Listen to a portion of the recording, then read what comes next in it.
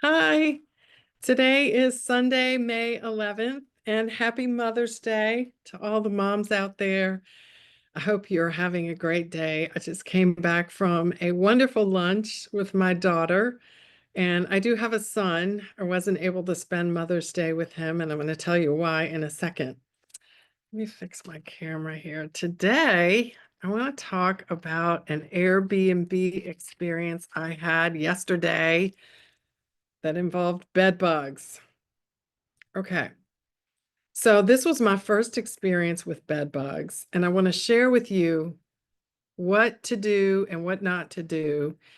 If you ever go to an Airbnb, a VRBO, whatever, and you have a bed bug experience. Now, I'll speak specifically about Airbnb because that was my experience, and I'm only sharing my experiences. Many of you know I'm an attorney. I'm not giving you any legal advice. This is just informational and experiential only. Because you know my saying, I do not have advice, but I do have experience. I'm going to share some of it with you right now. Okay, so I have booked at Airbnb. I'm a part of the Airbnb community. I'm not a very involved part of the community. I've only booked, I don't know, maybe 5 times, but I have been a part of the community since 2015. So I've had an account for a long time, but I haven't booked a whole lot. But I booked for the month of May, the whole month of May.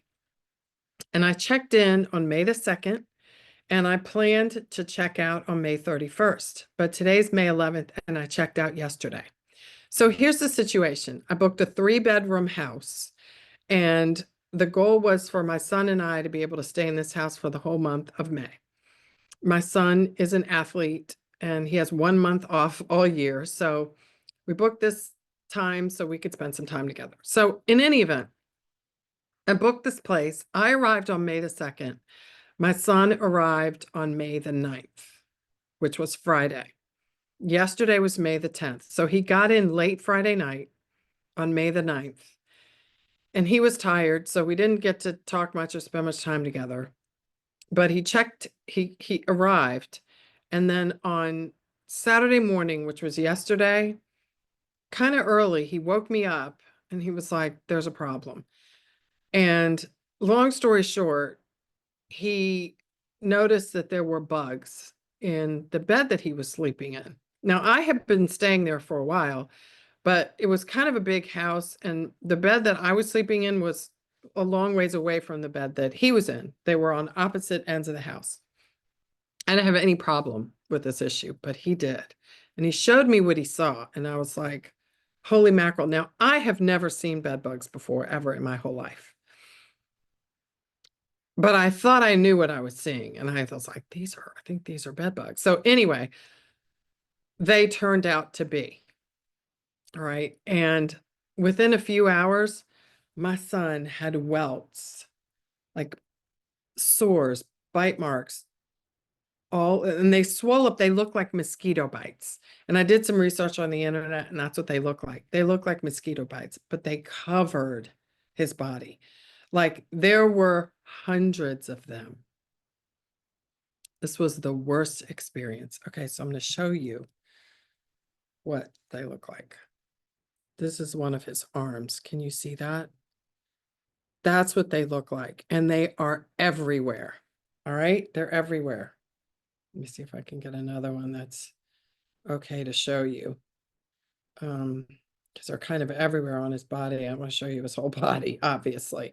But you saw that. Okay, so that is an example of what they look like. And they are, here's one.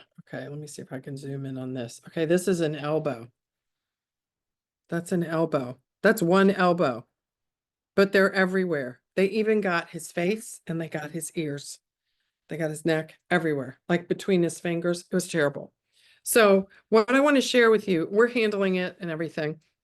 Here's what I want to share with you. This situation is in process. So I don't know what's going to happen. I have some ideas and some plans.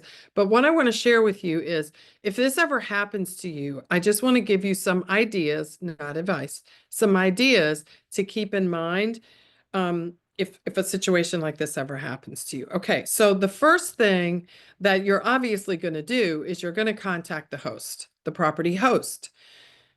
And I went on the internet and I looked up like what people do when this happens to them on Airbnbs. And I saw some favorable stories where the host immediately responded and like sent fumigators over and put the guests in a hotel room for an appropriate amount of time and fumigated the whole property and sent their clothes to the dry cleaners and all this stuff, right? So I was thinking, okay, well, maybe that'll happen to us.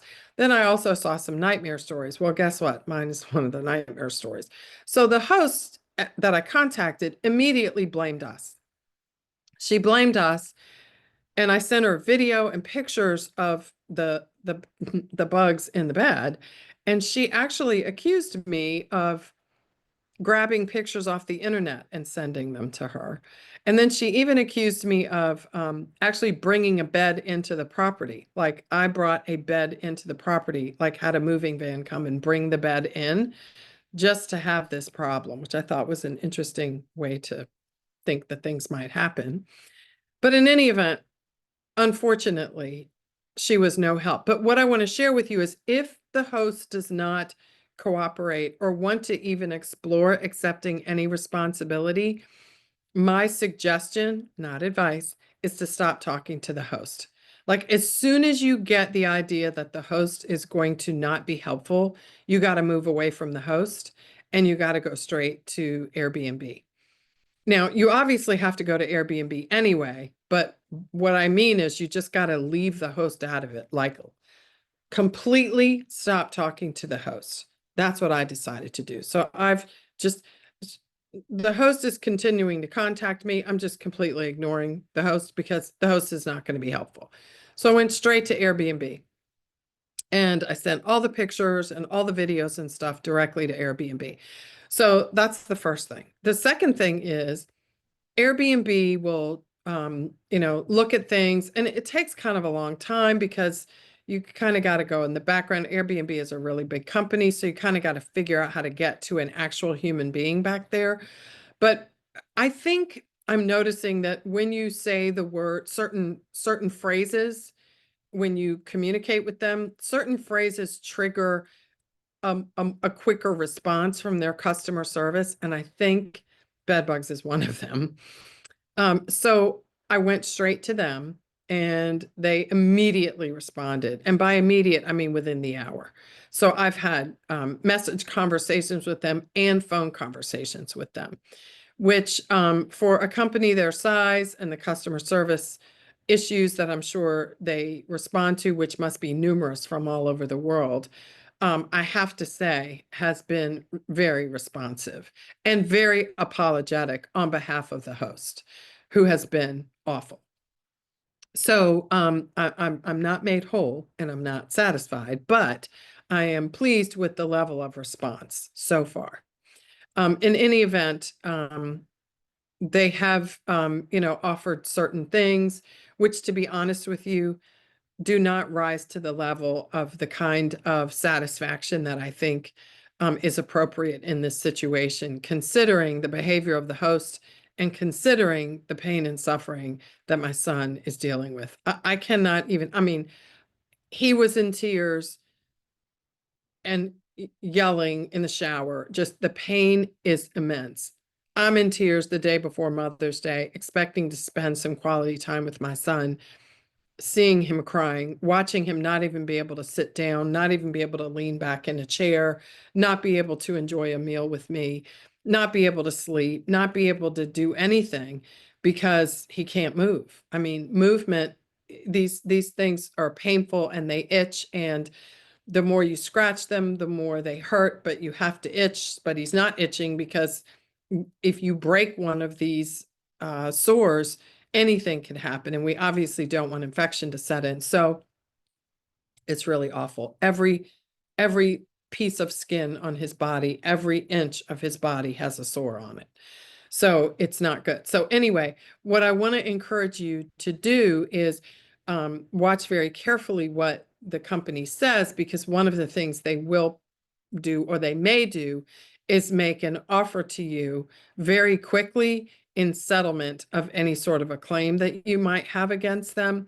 And you want to be careful not to do that too soon because you do not know the full extent of your injury or your damages, your potential damages very early on in the process. Like within hours of this happening, you don't know what your full damages are. You have no idea. You haven't been to a doctor. You haven't assessed what your full damages are. You know how you feel right now, but you don't know how you're going to feel in an hour. You don't know how you're going to feel the next day. It's kind of like when you get hit and have a fender bender. You think you're fine for a few days, and then 4 or 5 days later, all of a sudden you have whiplash in your neck. Well, you didn't know you would have that, and you certainly felt fine for a few days after the fender bender, but the actual impact doesn't happen in your body for many, many days at least. And so if you've settled something before the actual injury manifests itself in your body, then you've settled something way too early. So I want to encourage you. And what I'm doing is waiting until my son actually sees how this pans out. How long does this pain last? How long does this injury last? What does a doctor say? What is the diagnosis? What is the treatment plan? We want to see what is the actual impact on him because we don't know what it's going to be at this point. It's been less than 24 hours. We don't know what it's going to be. So you want to wait until the full manifestation over a reasonable period of time occurs before you accept anything in full compensation or settlement of whatever your particular injuries or situation is. So that's the second thing to think about, is to not rush to some sort of a conclusion too early in the process. So I want you to think about that. The other thing, and this is the third and final thing I want you to share, is to do your research of the Airbnb policies and practices. Like, what are they? So I obviously went and read them. Like, what do you do in a situation like this? How does Airbnb handle a situation like this? And that's what I did. So before I did anything, I read through the policies. What happens in situations like this? What are the host's responsibilities? What are my responsibilities? What are Airbnb's responsibilities? So before I even made a call to anybody to report this, I read through those policies because I wanted to make sure I knew what the lay of the land was in terms of how the company handled these situations, because I wanted to fit myself into their processes. Not that I was going to be wedded to them if I didn't like them or if they were wrong, because policies, just because they're their policies doesn't mean they're right. But I wanted to at least know what I was getting myself into. Like, what are the representatives that I was going to be talking to? What are they told about what the policies are? It's very important that you arm yourself with that information, because when you have a situation and you need to call a huge company for resolution of your situation, they have a manual. Rest assured, they have been trained. They have had customer service training. They know exactly what that manual says. And while you don't have the manual, in theory anyway, should track the company policy. So the closest thing you can get to that manual that is publicly available is some sort of policy, some sort of customer service policy that they will share. So with it, when you do call them, you at least can say, well, I'm looking at your policy, and your policy that is shared on your website says this. And I am following the instructions on your website that say, in a situation like this is what I'm supposed to do, and this is what I'm doing. So you can make it very clear from the beginning that you are not just some person that's wildly upset. While you are upset about your situation, you are not unreasonable. You are taking reasonable steps, and you have armed yourself with whatever information is publicly available to take care of your situation. So that person knows that they're talking with somebody who's not being driven by emotion, but is being driven by reason and practice. Like, this is going to be a logical situation, and we are going to handle this one business person to another. That is how we're going to handle this. I am not going to get emotional on you. I'm not going to be cursing and yelling and screaming at you. I'm not going to do that. We're going to handle this like two professionals, and I'm going to be made whole. And I expect you to help me do that. Now, let's proceed. Like, that's how you handle a situation like this from my experience. And that is what I'm suggesting you think about. And document everything. Take pictures and video of everything. Everything. Everyone you talk to. So when you call customer service, ask who you're talking to. You want a name, as much of a name as you can get. They probably won't give you a first and a last name, but they'll usually give you a first name. And then you want to ask them, in addition to their name, whatever you can get of their name, you want to ask them if they have an employee number. They may or may not. And you want to ask them what office they're in. Like I just talked to someone and they were in Resolutions 2. I don't know what that is, but it's this person's name in Resolutions 2. And I specifically said, is that enough information for me to be able to identify to another Airbnb employee tomorrow who I talked to today? Do I need more information to identify you tomorrow to another person if I'm asked who I talked to today? So that's all I can do is confirm that much. And I wrote it down. So write it down and then ask for a case number. You should have a case number. Okay. And keep on, they're recording these conversations and they'll tell you this is on a recorded line and they'll usually say, may I continue to talk to you? So that's your permission. You're giving them permission to record you. And if you say you're not giving permission, they probably will hang up the phone. You won't get anywhere. That's probably what will happen. So you can record the call yourself. If you have another device other than the one you're talking to, or if you can turn on the recording, you can ask them, may I record this call too? Nothing wrong with that. But you can also take your own notes as you're talking to the person. So you keep your notes. That's important to be able to do as well. And the other thing you want to do is they will document this to some extent on the messaging platform at their website. So you want to maintain a record of that because it's their website. Their website can be hacked at any time. It can go down at any time. It can be changed at any time. So what you want to do is you want to keep screenshots of those conversations as they happen, especially if you're engaging back to them, right? So every time you talk to them, you want to keep a record because it's their platform. It's not your platform. They have control over it. So you want to at the end of every day somehow save those conversations yourself so that you have a record.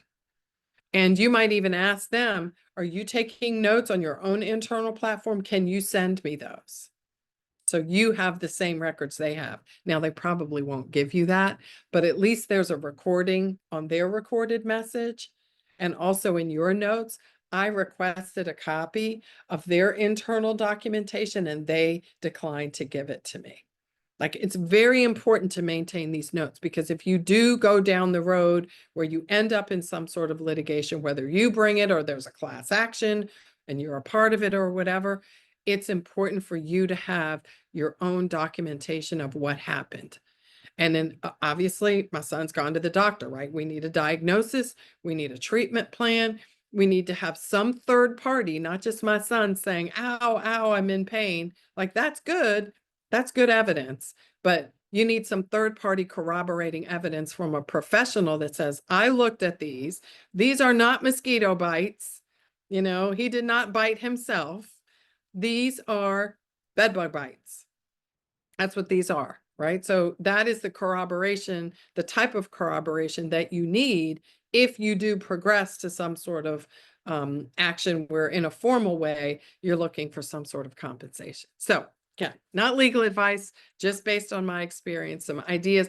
These concepts are transferable across any sort of situation that you get in where you feel like you have been wronged and someone is responsible for that wrong against you, and that you may want to pursue financial compensation from someone or some entity that might be able to, from a financial perspective, compensate you and make you whole based on some behavior that they or an agent of theirs participated in. And certainly a host is to some extent an agent of Airbnb. I don't know if they're legally an agent, but they certainly are an Airbnb contractor of some sort because they post their properties on Airbnb.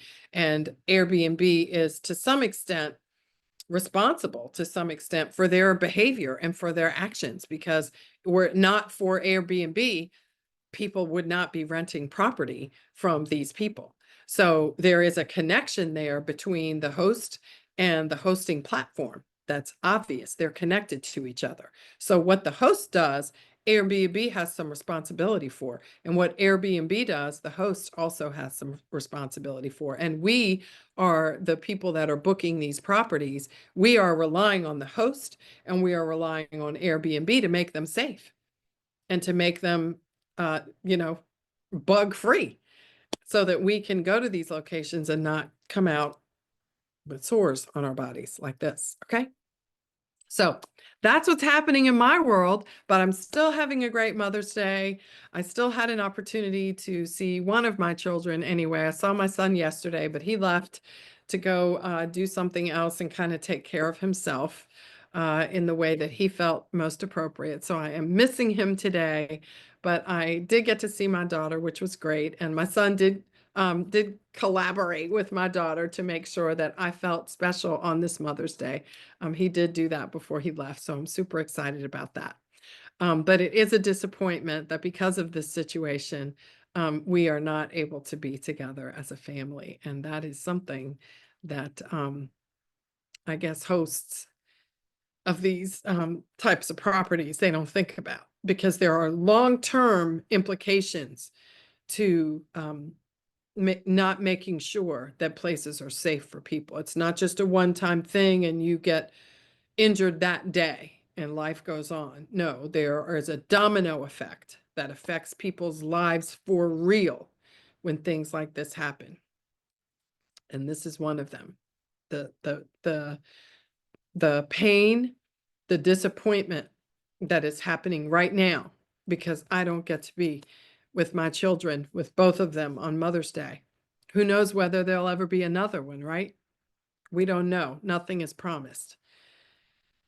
So anyway, I hope this has been useful to you, and these tips and thoughts and ideas and experiences are useful to you in case you ever end up in a situation where, I don't know, whether it's BedBugs or some other situation where you feel like a company or a third party has taken some action that has resulted in some detriment or some loss to you, that you can think about making sure that you protect yourself, that you take good notes, that you get seen by a doctor to get a third-party corroborating opinion, that you protect yourself and take all the professional actions that you need to take to make sure that you are made whole and that you get any financial compensation that you might be entitled to in situations that come up in life, because life happens, right?